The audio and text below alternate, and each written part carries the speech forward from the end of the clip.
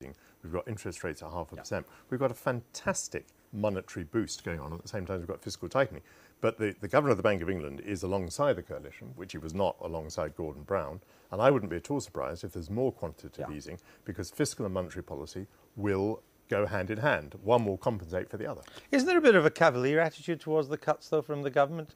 I mean, we know that the departments aren't going to cut by 40%, so why put a target of 40%? There's a credibility test on both sides, because you've been a Chief Secretary to the Treasury, and you know that anyone who says you can cut 40% of a department, 25% of a department. Look, David Cameron came on the BBC 3 days before the general election and said we're going to cut £6 billion of waste, which is a pretty small amount of money in the sort of totals we're talking about.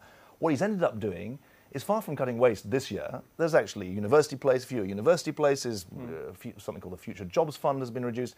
And I think that Neil's made a really important point. There's an ideological choice here, and the symbol of that is an £80 million loan to a Sheffield steel company, a loan with a 3.5% interest rate for the government. And what this government has said is we're not going to pay that loan because we're not in the business. But that's because the owner wouldn't dilute him, so the owner could have gone to the markets. No, that's actually not true. No, because Westinghouse are putting in £40 million of their own money. They are not a charity, Westinghouse. If it was such a great deal, the markets could have provided the capital. Andrew, we've discussed it before. Let's talk about something slightly bigger. Because there's been a banking crisis. I mean, I don't know if Andrew's noticed this.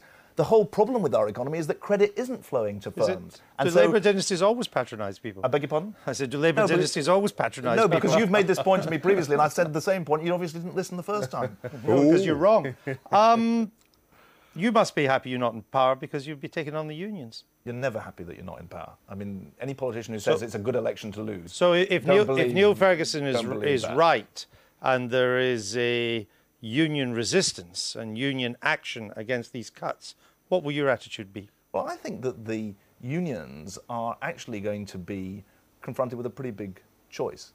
Because the public are going to be concerned. I mean, we'll come later. No, I asked what your attitude would be. Yeah, hang on, I'm explaining that. The public are going to be very concerned about what they see as damaging cuts socially and worried about the economic effects. And actually, a responsible opposition, but also a responsible union movement, takes on the economic argument as well as the social argument. What they don't do is get into denial. And no one is saying Labour was wrong to say you have to at least halve the deficit in 4 years. And I think that's important. All right, we're going to have to leave it there. What are you up to?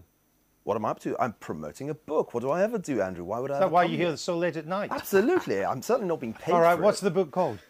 The book is called High Financier, The Lives and Time of Sigmund Warburg. Okay. And talking of banks, since Michael just brought them up, it is a story about a time when bankers were moral and had an ethical framework and didn't just think about the bottom line. Time when bankers were moral? Is that around the time we discovered this million-old man that was found, the fossils were found? It's a history book. It's a history. It's a fantasy book. No, let me correct you. No, he died in '82. That's not so long ago. Look, you remember '82. This isn't. You were there. This isn't BBC 4. We're not going to talk about him at this time of night. Thanks for being with us. My pleasure. Now you know this.